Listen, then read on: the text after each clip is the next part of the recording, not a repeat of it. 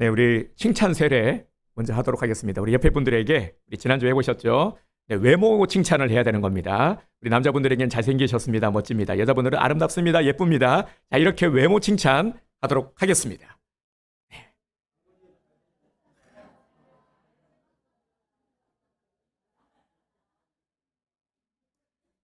네, 역시 효과 만점입니다. 네, 다들 우리 온드림 교회는 누가 보면 오해하겠어요.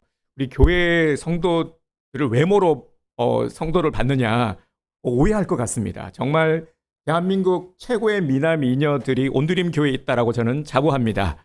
자, 우리 온드림 교회 성도 여러분, 주님의 이름으로 환영하며 축복합니다.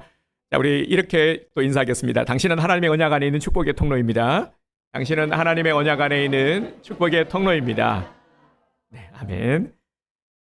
네, 사람이 여러 이제 위기 상황에서 어떤 사람은 좌절해서 무너지는 사람이 있는가 하면요. 또 어떤 사람은 참고 견딥니다. 똑같은 상황에서 똑같은 일을 겪는데 반응이 다른 거죠.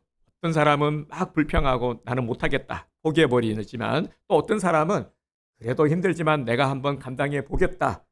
네, 끝까지 견딥니다. 그럴 수 있는 요인이 무엇일까요? 우리 신앙도 마찬가지입니다. 똑같이 어려움을 당하는데 핍박과 환난 속에서도 믿음을 지키고 견딜 수 있는 힘, 그 힘은 어디서 나오는 걸까요? 우리 믿음의 선배들이 그러했죠. 우리나라가 어려울 때 일제치하와 6.25 속에서도 믿음을 지킨 그 믿음의 선배들, 정말 총을 겨누고 생명을 위협하는 그 순간에도 끝까지 믿음을 지킬 수 있었던 그 용기, 담대함, 어디서 나온 것일까요? 바로 천국을 소망하는 믿음이 있었기 때문이죠. 지금의 어려운 현실에 초점을 두는 것이 아니라 현실에 초점을 두게 되면 늘 언제나 불평할 수밖에 없습니다. 두려울 수밖에 없죠. 왜 내게 이런 일이 불평할 수밖에 없고요. 너무나도 문제가 커 보입니다. 하지만 문제에 초점을 두는 것이 아니라 문제 너머에 하나님을 바라보고 해결을 바라보고 우리가 천국을 소망할 때 어렵지만 힘들지만 넉넉히 이겨낼 수 있는 것입니다. 우리 믿음의 선배들이 그랬던 것처럼 말이죠. 이것이 바로 하나님의 자녀들에게 주어진 특권입니다. 우리들에게 주어진 놀라운 특권인 것이죠. 이 특권을 오늘 저와 여러분들이 누리고 있는 줄 믿습니다. 요한일서는 오늘 말씀의 제목이 무례함이 아닌 존중이고요. 요한일서는 특별히 다음 세대들에게 주시는 메시지입니다. 예수님에게는 12제자가 있었죠. 이 12제자가 제자들이 평범 이하의 사람들이었죠. 우리가 알고 있듯이 세상에서 출중하고 알아주고 주목받고 똑똑한 사람들이 아니라 평범 이하의 사람들을 예수님께서 부르셨고요. 제자로 삼으셨고 예수님께서 가르치셨죠. 그런데 예수님의 제자들은 예수님의 부활 전과 후로 완전히 나뉘어집니다. 예수님의 부활 전에 제자들은 정말 오합지졸이었죠. 그렇게 예수님께 큰소리치던 끝까지 저는 예수님을 따르겠습니다라고 큰소리쳤던 베드로가 제일 먼저 예수님을 3번 부인했죠. 하지만 부활의 예수님을 만나고 나서 제자들은 완전히 달라집니다.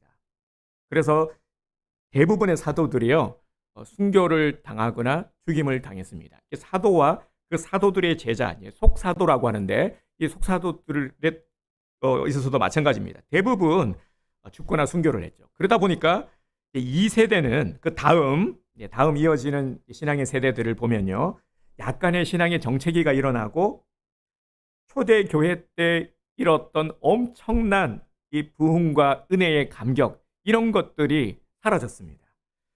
그러니까 신앙의 동력이 떨어진 것이죠. 우리나라의 대부흥 운동이라고 부르는 것이 1907년도 평양 대부흥 운동이죠. 이 1907년 평양 대부흥 운동을 기점으로 해서 막 부흥의 불길이 불어오릅니다.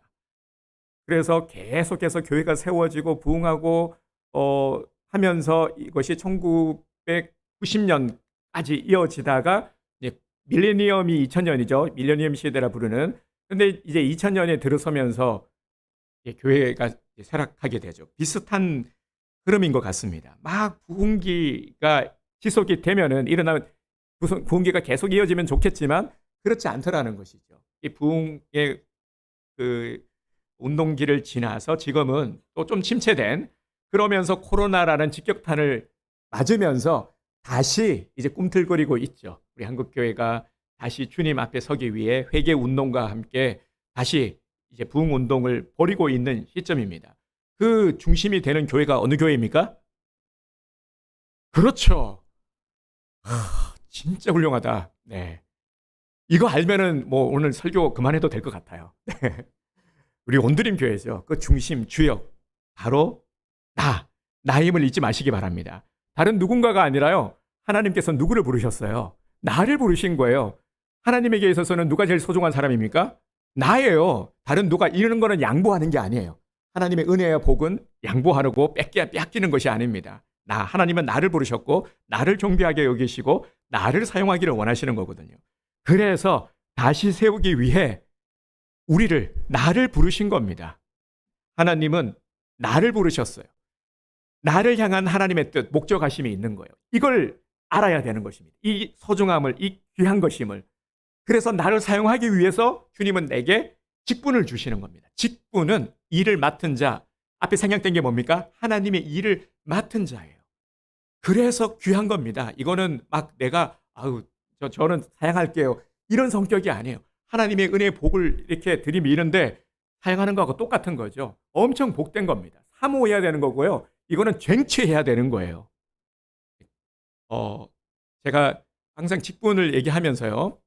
오늘 또 우리가 추천을 하니까 직분자 추천, 임직을 위한 순서가 이렇게 되는 겁니다. 성경대로 정말 그렇게 진행을 하고자 하는 것입니다. 정말 우리 야곱과 에서의 그 팥죽을 가볍게 여긴 것처럼 우리가 그렇게 하나님께서 주신 것을 가볍게 여겨서는 안 된다라는 것입니다. 요한일서는 다음 세대에게 주시는 메시지다. 그래서 이러한 침체되고 이 신앙의 동력이 떨어진 때 다시 일어날 수 있는 힘, 부흥할 수 있는 힘, 다시 세상을 일으킬 수 있는 이 힘이 무엇인지를 말씀해 주는 것이 바로 요한일서입니다. 이 요한일서는 딱 우리들에게 필요한 말씀인 거죠.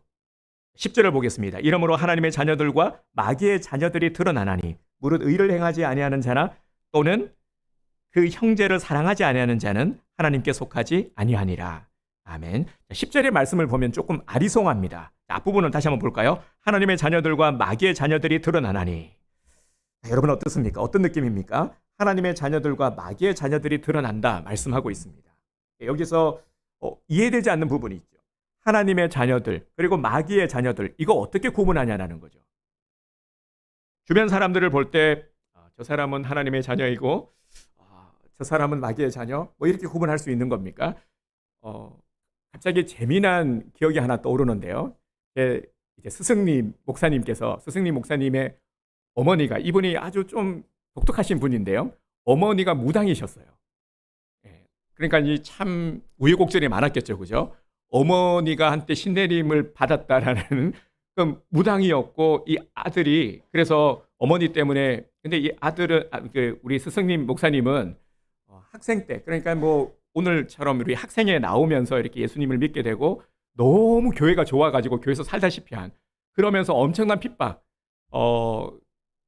이분의 간증이 있는데요. 핍박을 얼마큼 심하게 당했냐면 집에서 이제 교회 간다고 이렇게 이제 어머니가 뒤통수를 빡 친 거예요. 눈이 튀어나와가지고, 그럴 수 있는지 저도 처음 들었어요. 그럴 수 있나 봐요. 뒤통수를 빡 때렸는데 눈이 튀어나와가지고 인공안구를 할 정도로 나중에 그런 분이시거든요. 이 얘기를 왜 하냐면요. 그래서 어머니가 근데 결국에는 중간 생략하고 얼마나 많은 또 그저 은혜 간증이 있었겠습니까? 나중에 이제 예수를 믿게 된 거예요. 아들이 전도를 했죠. 결국에는 이제 성공을 해서. 그런데 이 무당 출신의 이 어머니가, 저도 이럴 수도 있구나. 무당 교회에 출석을 하니까 뒤에서 앉아가지고 계속 요렇게 하고 있더랍니다. 아니 어머니 예배 시간에 지금 뭐 하는 거냐 그랬더니 어머니가 하는 말이, 저건 진짜, 저거는 가짜, 저건 진짜, 저건 가짜. 그러고 있더랍니다. 네, 제가 그 간증을 듣는데, 네, 그분 한번 모셔야 될 것 같아요. 그럼 시험에 들려나? 네, 근데 우리가 생각하기에 상식적으로는 이거 어떻게 구분할 수 있냐, 그죠? 뭐 이렇게 뭐 표시를 해놓는 것도 아닌데 어떻게 하나님의 자녀고 마귀의 자녀고 이거 오감도 좋지 않잖아요, 그죠? 마귀의 자녀면 기분 좋겠습니까? 교회 안에 있는 성도들도 세상에서 만나는 사람들도 뭐 하나님의 자녀인지 마귀의 자녀인지 이거 어떻게 구분하느냐? 구분하기가 쉽지 않다라는 거죠. 근데 본문 말씀을 보면 분명히 드러난다 말씀하고 있는 겁니다. 정말 그럴까? 이렇게 사람 나눠도 되는 걸까? 또 이런 생각을 하게 되죠. 애매모호한 사람도 있단 말이죠. 예.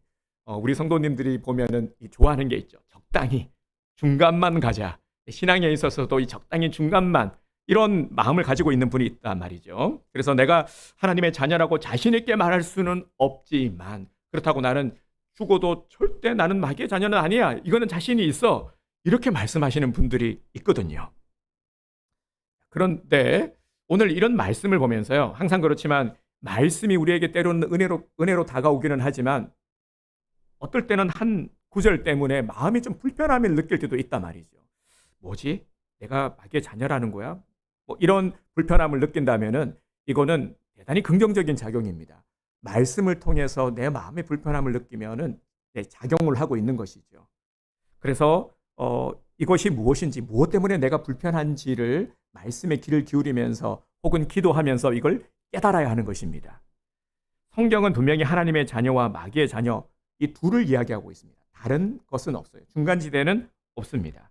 우리가 하나님께 속해 있거나 속해 있지 않거나 하나님을 떠나서 하나님이 주시는 모든 혜택을 거부하는 그런 타락의 삶이거나 뭐 이 중에 하나라는 것이죠. 여기서 우리가 눈여겨보아야 할 단어가 있습니다. 하나는 자녀라는 말이고요. 또 하나는 드러나다라는 말입니다. 여기서 자녀라고 번역된 그 헬라어 원문이 테크논이라는 단어인데요. 이 자녀는 우리가 먼저 알고 있듯이 혈연적인 자녀, 부모와 자녀, 이 자녀를 의미하는 것이기도 하고요. 더 나아가서는 혈육처럼 맺어진 아주 친밀한 관계, 사제지간, 스승과 제자 이런 친밀한 관계를 의미하는 단어입니다. 그러니까 아들, 자녀, 후계자, 추종자 이런 뜻이 있습니다. 잘 기억해 놓으시고요. 그 다음 드러나다라는 단어는 숨겨왔던 것이 밖으로 드러나 보이다라는 뜻입니다. 알려지다라는 뜻입니다. 하나님의 자녀와 마귀의 자녀가 언제 확연히 드러나게 될까요? 그렇죠. 주님이 오실 때, 추수 때가 되면 알곡과 가라지가 구분이 완전히 될 것이고요. 양과 염소가 완전히 구분될 것입니다. 심판 자리에서 완전하게 구분되는 것이죠. 하지만 지금도 완전하지는 않지만 구분된다라는 것입니다. 그것을 어떻게 알 수 있습니까? 그 기준이 무엇입니까? 바로 11절입니다. 사도 요한은 그 기준에 대해서 11절에서 말씀을 하고 있는데요. 우리가 함께 11절 말씀을 읽도록 하겠습니다. 우리는 서로 사랑할지니 이는 너희가 처음부터 들은 소식이라. 아멘. 그 기준이 무엇입니까? 사랑입니다. 사랑. 사도 요한은 단호하게 하나님의 자녀는 서로 사랑한다 말하고 있습니다. 여기 처음부터 들은 소식은 그들이 그리스도를 믿기 시작할 때부터 들은 말씀이라는 뜻입니다. 또 10절 하반절을 보면 무릇 의를 행하지 아니하는 자나 또는 그 형제를 사랑하지 아니하는 자는 하나님께 속하지 아니하니라. 아멘. 분명히 말씀하고 있죠. 의를 행하지 않는 자, 형제를 사랑하지 않는 자는 하나님께 속하지 않았다. 역으로 말하면 하나님께 속한 자, 하나님의 자녀는 사랑해야 한다라는 겁니다. 사랑함으로 하나님의 자녀임을 알 수 있다라는 거죠. 하나님의 자녀를 판단하는 기준이 뭐라고요? 의를 행하는 삶과 형제를 사랑하는 삶. 이것을 기준으로 제시하고 있는 것입니다. 잠깐 나를 한번 점검해 보기 원합니다. 나는 어떨까? 나는 사랑하고 있나? 의를 행하는 삶. 그리고 나는 형제, 그러니까 뭐 내 가까이 있는 사람을 사랑하고 있나? 뭐를 먼저 한번 생각해 보시기 바랍니다. 그 의와 사랑은요, 하나님의 성품입니다. 의와 사랑. 창세기에 보면은 하나님께서 태초에 천지를 창조하시고 인간을 창조하셨습니다. 어, 사실 여기에서부터 시작이 되는 것이죠. 우리는 누가 창조했습니까? 사람은 하나님께서 창조하셨어요. 하나님이 창조하셨다라는 것을 믿는 것에서부터 시작이 되는 것입니다. 이게 아주 중요한 것입니다. 그래서 우리 교회가 하나님의 창조 섭리를 거스르는 것들, 뭐 윤리적인 것, 법이라든지 이런 것들에 대해서 이제 반대하는 것이 바로 하나님의 권위에 도전하는 것들, 하나님의 창조 질서를 어지럽히는 것들을 이거는 죄가 되기 때문에 반대하는 것이죠. 우리의 기준은 명확한 겁니다. 다른 어떤 정치적인 이유도 아니고요. 말씀에 근거해서 우리가 기준을 삼아야 하는 것이죠. 하나님이 인간을 창조하실 때는 아주 특별하게 창조하셨습니다. 우리 보면은 자녀들을 보면은 그 부모를 알 수 있다고 그러잖아요. 자녀는 부모의 붕어빵이잖아요. 여러분 인정하십니까? 보면은 의외로 인정 안 하시는 분들이 많은 것 같은데 대개 보면은요 부인할 수 없는 사실이에요. 네, 자녀를 보면은 분명히 부모의 모습이 보입니다. 뭐가 닮아도 닮았어요. 많이 닮으면은 더 감사한 거죠 뭐. 붕어빵이어야 되는 거예요. 붕어빵이 아니면 이게 문제가 되는 겁니다. 그러면 자세히 얘가 출생의 비밀이 되는 겁니다. 그러면 붕어빵이어야 되는 거예요. 우리 다현이를 보면은 최희아 집사님이 보이죠. 그래서 이런 실수를 많이 했죠. 우리 희아 집사님 보면서 다현아 이렇게 불렀던 붕어빵이거든요. 네. 근데 저는 이제 우리 애들을 보면서 특히 애들을 보면서 얘네들이 나를 닮았나? 그래서 요즘은 제가 잔소리를 좀 안 하기로 했어요. 잔소리를 하면서 우리 둘째가 그러더라고요. 아빠 닮았어 그렇잖아. 그 한마디에 제가 너무 강력하더라고요. 반박을 해야 되는데 뭐라고 반박을 해야 되나? 네, 저 닮아서 그렇다는 건 어떡하겠습니까? 예, 애들도 인정을 해요. 이렇게. 네. 그래서 보면 우리는 하나님의 형상을 닮으면 우리는 하나님의 붕어빵이 되어야 되는 거거든요. 그렇잖아요. 하나님의 자녀라는데 하나님의 성품이 하나도 안 드러나. 우리에게서 하나님의 어떤 것도 볼 수가 없어. 그러면 이거 문제가 있잖아요. 그렇죠, 여러분? 네, 닮아야 되는 거예요. 그걸 드러내야 되는 거예요. 그러면 애서 말로 나 이런 거 닮아서가 아니라 그냥 보면 아는 거예요. 그래, 네 집 자식인지 아는 거예요. 우리를 보면서 그냥 아는 거야. 저분은 저 사람은 하나 교회 다니는 사람이구나. 그래서 우리 보면은요, 저도 가끔 그러기도 하는데 연예인들 보잖아요. 연예인들 보면서 제가 우리 사모한테도 그런 얘기해요. 틀림없이 저 연예인 저 교회 다닌다. 왜냐하면 멘트 같은 거 말할 때 보면은 거의 다 맞췄어요, 제가요. 보면서 네. 교회 다니는 사람들은 좀 달라요. 말할 때도 보면은 달라요, 그죠? 수상 소감 발표할 때도 보면 참 우리를 감동시키는 연예인들이 있죠. 하나님께 감사합니다라는 말이 참 우리에게 감동이 되잖아요, 그죠? 그게 쉽지 않은 일이에요. 그 공인들이 내가 크리스찬임을 드러내는 거 쉽지 않은 일이거든요. 이렇게 우리는 하나님의 붕어빵 드러나야 된다는 겁니다. 우리를 통해서 또 하나님의 목적이기도 해요. 하나님의 기쁨은 우리를 통해서 이 자녀들이 엄마 아빠를 자랑하면 그렇게 기분이 좋듯이 우리가 하나님을 드러내는 것, 우리 하나님을 기쁘게 드리는 것이죠. 우리는 하나님의 영적 DNA를 물려받았습니다. 우리 내면에는 하나님의 형상이 담겨져 있는 것이죠. 그러니까 당연히 우리의 삶의 모습을 통해서 하나님의 형상이 드러나야 하는 것. 이것이 당연한 것이라는 겁니다. 근데 반면에 마귀는요, 처음부터 범죄한 자로서 끊임없이 하나님의 뜻을 거스르는, 거역하는 존재이기 때문에요. 하나님을 따르는 자들에게서 이 하나님과 단절시키는 것. 그러니까 이 마귀를 따르는 자들에게 있어서는 당연히 하나님과 단절이 되니까 그 안에 하나님의 어떤 의로움 그리고 하나님의 사랑이 드러나지 않겠죠. 그래서 드러나는 겁니다. 하나님을 따르는 자와 마귀를 따르는 자는 다를 수밖에 없다는. 무엇을 통해서 알 수 있느냐? 사랑이 있느냐 없느냐 이를 통해서 확연히 알게 된다는 것입니다. 또 이런 생각이 드시는 분 계실지 모르겠습니다. 의를 행하지 않는 사람, 즉 부정한 일을 행하고 형제 자매를 사랑하지 않으면 그러면 뭐 마귀의 자식이란 말인가? 막 이렇게 좀 그런 생각, 좀 불쾌한 생각이 드시는 분도 혹 계실지 모르겠습니다. 의를 행하며 살지 않았다고 생각하는 사람, 그러니까 형제 자매를 용서하고 사랑하지 못했다면 분명 이 말씀이 내 안에 걸림이 될 겁니다. 다시 말씀을 드리지만 지극히 정상적인 반응입니다. 하나님의 말씀을 내가 듣고 있다라는 증거이기 때문이죠. 의를 행하지 않는 것과 형제를 사랑하지 않는 것, 이것은 같은 뿌리에서 나온 겁니다. 그 뿌리는 마귀죠. 마귀는 계속해서 우리로 하여금 죄된 마음, 죄된 생각을 갖게 하고 죄된 곳으로 가게 합니다. 그래서 죄를 짓게 만들고 죄를 짓게 만드는 것이 마귀에게 있어서는 대단히 중요한 일이죠.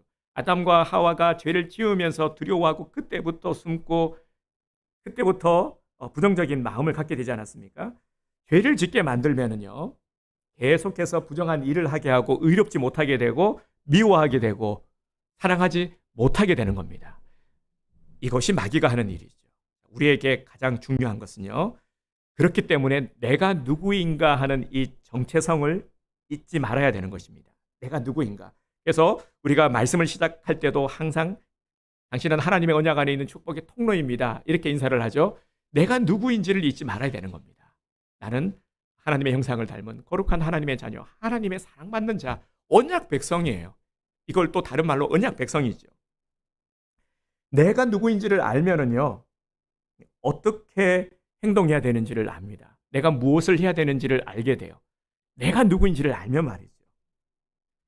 내가 그리스도께 속한 자다. 나는 그리스도에게 속한 자다. 나는 이 정체성을 잃지 않으면은 우리 삶의 모습은 분명 달라질 수밖에 없습니다. 갈라디아서 2장 20절에서 이렇게 말씀하고 있습니다. 내가 그리스도와 함께 십자가에 못 박혔나니 그런즉 이제는 내가 사는 것이 아니요 오직 내 안에 그리스도께서 사시는 것이라. 아멘. 나는 죽고 예수 그리스도로 사는 삶. 이것이 바울의 삶이었고 또한 우리들의 삶이어야 되는 것입니다. 그래서 비결이 여기에 있어요.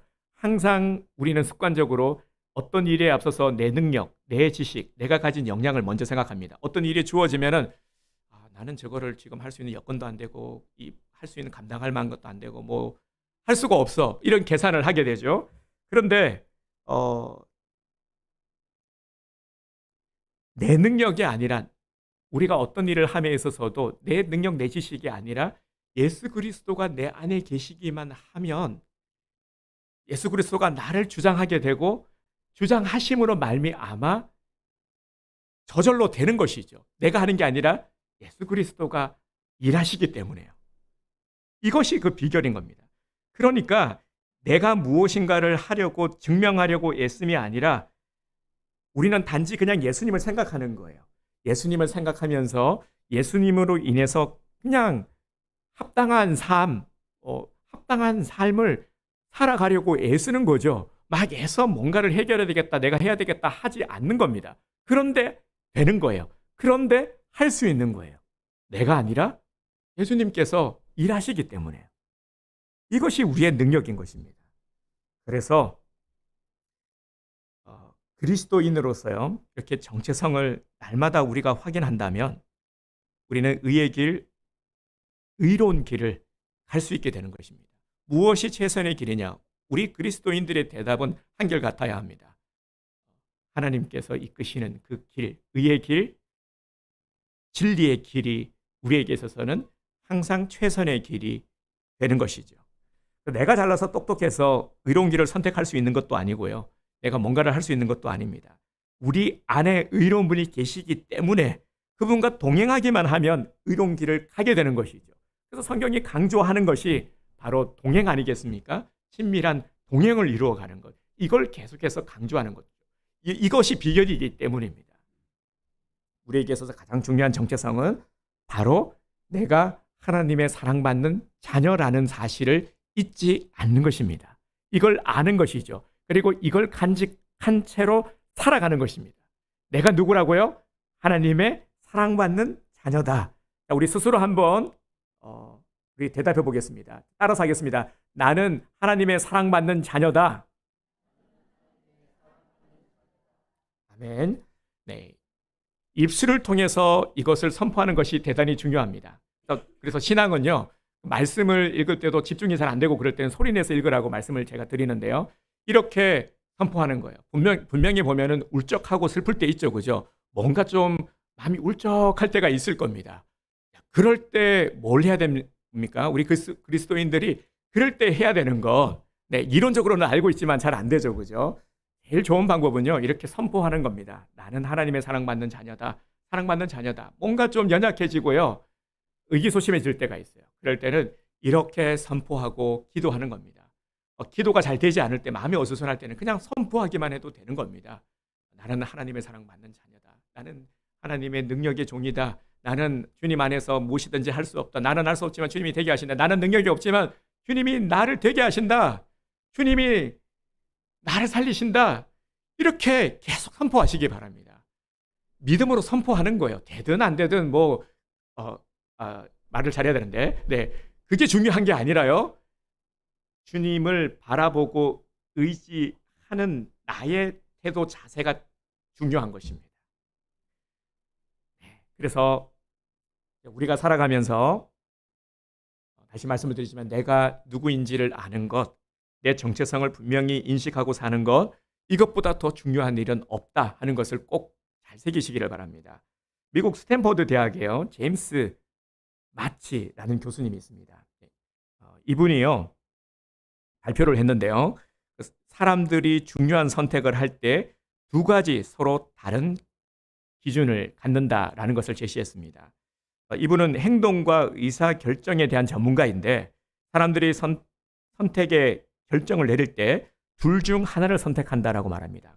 한 부류는요, 결과 중심의 선택을 한다라는 겁니다. 결과 중심의 선택, 선택의 결과와 그로 인한 이 손익을 계산하는 거죠. 이게 과연 이 결과가 내게 도움이 되는가 안 되는가를 따져보는 거죠. 이런 합리적인 목표를 달성할 수 있는 방법을 선택하는 것이죠. 내게 유익이 되는 방법을 따지는 겁니다. 내가 이 결정을 내리게 되면 내게 어떤 이익이 돌아올 것인가, 여기에 포커스를 두는 겁니다. 이런 유형은 어떤 단기적인 의사결정에 영향을 미친다고 합니다. 나머지 한 부류는요, 어떤 이제 결정을 함에 있어서 정체성 중심의 선택을 한다고 합니다. 그러니까 나는 어떤 사람인가를 먼저 생각하고 그것을 자신에게 묻고, 나는 어떤 사람이기에 이런 결정을 내려야 하는가를 생각하는 거죠. 여기에는 여러 가지가 고려되겠죠. 나는 내가 가지고 있는 어떤 신념, 가치관, 그리고 내가 속한 공동체, 집단의 어떤 규범, 이런 것들을 고려하는 것이죠. 그래서 실제 결과의 이익보다는 이것이 나다운 것인가, 내가 지금 선택하는 것이 이것이 과연 나다운 선택인가를 생각하는 거죠. 이걸 중요하다 여기는 거죠. 이런 유형은 주로 장기적인 의사결정에 영향을 미친다고 합니다. 나는 어떤 타입인 것 같습니까? 어떤 분들은 나는 둘 다 경우에 따라서는 선택하는데 라고 생각하시는 분들도 계실 것 같습니다. 우리가 보다 근본적이고요, 장기적인 어떤 변화를 일으키기를 원한다라면은 정체성이 중요하다라는 것이죠. 사람이 변하지 않는 이유가 뭘까요? 우리는 이런 말들을 많이 합니다. 사람 쉽게 변합니까? 그죠? 지금 다들 고개를 흔들잖아요. 제가 숱하게 많이 들은 말이 뭐냐면요, 아유, 목사님, 사람 안 변해요. 참 보면 우리 신앙인들은 사실은 그렇게 말하면 안 되는데도 불구하고 제일 많이 듣게 되는 말이 사람은 안 변합니다. 그래서 하는 말이 뭡니까? 검은 머리 짐승은 키우는 것이 아니다. 라는 말도 나온 거죠. 우리 신앙인들도 그렇게 생각을 해요. 대부분 사람은 잘 안 변한다. 왜냐하면 그렇게 경험해 왔고 나를 봐도 그런 것 같거든요. 하지만 더러 변하기도 합니다. 자신이 어떤 존재인지를 깨닫는 이 변화가 없으면은요, 잠깐은 괜찮아지는 것 같아도 또 돌아서면은 말짱 도루묵이 되는 거죠. 다시 원래대로 돌아갑니다. 우리 스스로에게 한번 질문해 봅시다. 나는 누구입니까? 소크라테스가 남긴 유명한 말이 있죠. 네 자신을 알라. 네, 말했습니다. 그런데요, 정작 본인은 해답을 찾았을까요? 네, 정작 본인은 해답을 찾지 못하고 죽었죠. 소크라테스는 하나님을 믿지 않았으니까요. 오늘 우리가 가져야 될 가장 중요한 것은 내가 하나님의 자녀가 되었다라고 하는 이 정체성에 대한 확신입니다. 내가 하나님의 큰 사랑을 받는 자녀이다. 라는 이 분명한 정체성이 확고하게 세워질 때 우리는 이 은혜의 감격을 누리게 되는 것이죠. 신앙생활의 즐거움과 그리고 또 오늘 주님께서 주시는 은혜의 감격을 누리고 간증할 수 있게 되는 것이죠. 우리 삶이 상당히 윤택해지는 것입니다. 메마르고 건조한 그런 삶이 아니라 아주 풍성한 은혜의 삶, 윤택한 삶, 감사의 삶이 되는 것이죠. 우리는 이런 올바른 삶을 살아가야 합니다. 그러면 어떻게 사는 것이 올바른 삶일까요? 사랑하며 사는 삶이 올바른 삶입니다. 11절 말씀을 다시 한번 보겠습니다. 우리는 서로 사랑할지니 이는 너희가 처음부터 들은 소식이라. 아멘. 사랑하는 것이 하나님이 원하시는 삶의 모습입니다. 사랑을요, 내가 사랑이라고 하면은 우리가 제일 먼저 떠올리게 되는 것이 이런 사랑이죠. 내가 사랑해야 될 사람을 사랑하는 것, 내가 좋아하는 사람에게 잘해주고 사랑해주는 것, 그 사랑을 먼저 떠올리시는 분들이 많으실 겁니다. 이런 사랑은 일반적인 사랑이죠. 뭐 에로스의 사랑부터 시작해서 어떤 뭐 형제 사랑, 둘로스의 사랑, 뭐 그런 형제 사랑, 이런 이제 사랑의 범주에 들어가는 것일 텐데요. 이런 사랑도 중요합니다. 일반적인 사랑도 중요합니다. 하지만 우리 그리스도인들의 사랑은요, 훨씬 더 깊고 넓습니다. 주님이 뭐라고 말씀하셨습니까? 마태복음 5장 46절에서요. 너희가 너희를 사랑하는 자를 사랑하면 무슨 상이 있으리요? 세리도 이같이 아니하느냐? 이렇게 말씀하고 있습니다. 너희가 너희를 사랑하는 자를 사랑하면 무슨 상이 있으리요? 세리도 이같이 사랑하느니라. 언뜻 잘 이해가 안 되시는 분들을 위해서 설명을 드리면 당시에 세리라는 직업을 가진 자들이 있었는데요. 인간 말종으로 여겼거든요. 과도하게 동족들에게서 세금을 뜯어가지고 로마의 정부에 바치는 일을 했어요. 그러다 보니까 손가락질을 당했습니다. 그래서 예수님의 말씀은 너희가 이렇게 멸시하는 세리도 자기가 사랑해야 될 사람을 사랑한다. 네가 그 정도 수준을 가지고 사랑했다고 말할 수 있겠느냐? 라는 말씀인 거죠. 그럼 여기서 말하는 사랑이 무엇입니까? 일반적인 사랑이 아니라 예수님의 사랑을 의미하는 것이죠. 예수님의 사랑은 어떤 사랑입니까? 받는 사랑입니까? 주는 사랑입니까? 주는 사랑이죠. 아끼지 않고 계산하지 않고 주는 사랑입니다. 이게 바로 아가페 사랑인 것이죠. 우리가 예수님의 사랑을 가지지 않으면 어떻게 됩니까? 그래서 오늘 샘플로 한 인물이 등장합니다. 오늘 본문 말씀에 누가 등장하냐면 가인이 등장을 해요. 예수님의 사랑이 없으면 가인처럼 살아간다는 것이죠. 사도 요한은 사랑이 없이 살아가는 사람은 어떻게 살아가는가에 대한 예로요. 예를 가인을 들어서 설명을 하고 있는데 12절을 함께 보겠습니다. 제가 읽겠습니다. 가인같이 하지 말라. 그런 악한 자에게 속하여 그 아우를 죽였으니 어떤 이유로 죽였느냐? 자기의 행위는 악하고 그의 아우의 행위는 의로움이라. 아멘. 가인에 대해서는 우리가 잘 알고 있을 겁니다. 가인은 동생 아벨을 죽인 최초의 살인자라는 이 불명예를 안고 있는 인물이죠. 참으로 끔찍하죠. 동생을 죽였다라면 죽인 이유가 있겠죠. 그냥 죽이지는 않았을 거 아니겠습니까? 무엇 때문에 동생을 죽였습니까? 표면적인 이유는 바로 제사 때문이죠. 가인은 하나님이 시키시는 대로 제사를 드리지 않았고 하나님이 그 제사를 안 받으셨고요. 아벨은 하나님이 시키시는 대로 제사를 드려서 급속히 아벨의 제사를 주님께서는 기뻐 받으셨습니다. 그러자 형 가인이 이를 시기한 것입니다. 동생 아벨이 마음에 들지 않았거든요. 하나님께 막 이쁨 받고 그런 아벨에 대해서 시기를 한 겁니다. 그래서 질투심이 일어났고 이 질투심 때문에 동생을 죽인 것입니다. 하나님은 왜 가인의 제사를 안 받으셨습니까? 재물 때문입니까? 표면적으로 보면요. 가인은 잘못한 게 없어 보여요. 자기가 곡식 농사를 지어서 수확을 해서 정성껏 드렸거든요. 재물 때문에 안 받으신 게 아닙니다. 문제는 제물이 아니라요. 제사를 드리는 가인의 태도가 문제가 있었기 때문인 겁니다. 가인에게 있었던 문제가 뭡니까? 12절 하반절에서 이렇게 말씀을 하고 있어요. 자기의 행위는 악하고 그의 아우의 행위는 의로움이라. 의롭지 못한 거예요. 의와 사랑, 오늘 두 가지의 핵심 키워드가 의와 사랑인데 이게 없었던 거죠. 가인의 행위가 하나님 보시기에 악했다라는 겁니다. 왜입니까? 하나님이 진짜 주인이시고 진짜 자기 인생의 주인으로 인정했다면 자기가 재산을 드렸는데 하나님이 안 받으셨어요. 그러면 어떻게 됩니까? 안 받으실 수도 있죠. 네, 그러면 어떻게 됩니까? 이게 문제가 아닌 거예요. 안 받으시면은 당연히 하나님께 물어야죠. 하나님 왜 안 받으시는 거죠? 물으면 하나님이 대답해 주시겠죠. 너의 지금 한번 태도를 봐라. 지금 아니면 혹은 얘가 지금 어떤 죄를 짓고 있는지 제 가운데 있는지 뭐 이렇게 말씀을 하실 거 아니에요? 근데 그러지 않았다라는 겁니다. 가인의 태도가 어땠냐면 좀 리얼하게 말씀을 드리면은 아니 어쭈 하나님이 안 받으셔? 하나님 나한테 이러면 안 되지. 내가 그동안 내가 잘못한 게 뭐가 있어? 그냥 뼈 빠지게 일해가지고 정성껏 드렸더니만 아니 어떻게 저 자식한테만 저렇게 축복하고 나한테 이럴 수 있는 거야? 진짜 열받네. 지금 이런 자세인 거죠.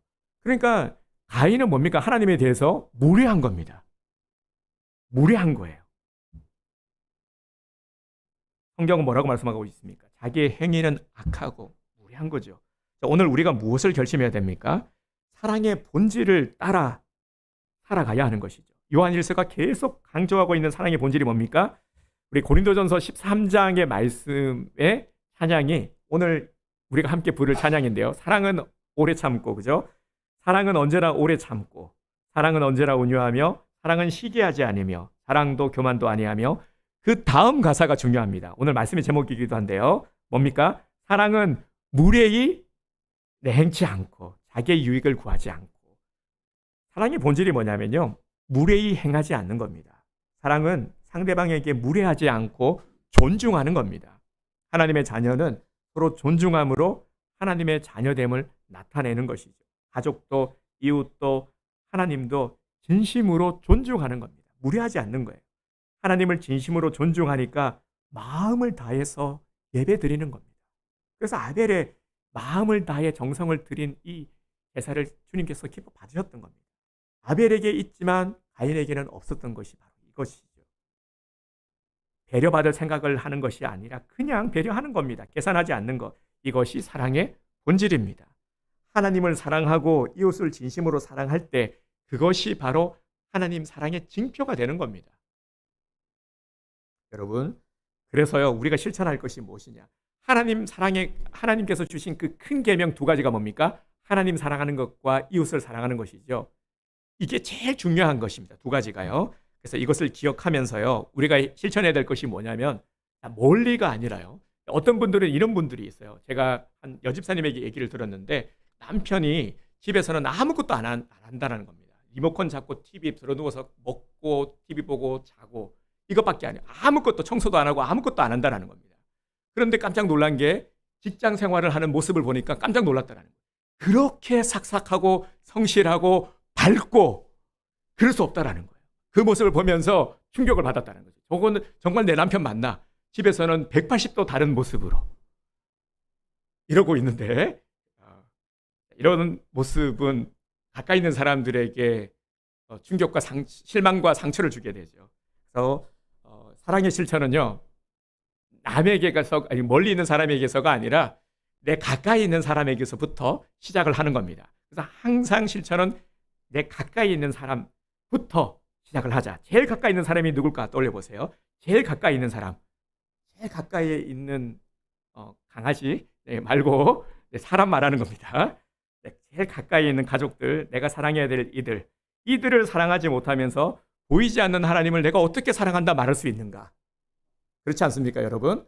내 가까이 있는 사람을 사랑하지 못하면서 어떻게 주님을 사랑합니다 찬양하는 이 고백을 주님께서 기뻐 받으실까요? 하나님이 주신 계명을 다시 기억하면서 내 가까이 있는 이들을 사랑하고 하나님을 더욱 사랑하시기 바랍니다. 이것을 실천해 갑시다. 그래서 정말 우리가 맺어야 될 열매들은요 사랑의 열매입니다. 사랑을 심으면, 믿음으로 심으면 반드시 열매 맺게 되어 있습니다. 우리 가족들 중에는 아직도 하나님을 믿지 않는 자들도 있을 것이고요. 우리 이웃들 중에서도 마찬가지입니다. 근데 그들에게 그 어떤 것들보다도요, 가장 확실한 방법은 바로 사랑입니다. 사랑. 그 사랑을 보여주는 거예요.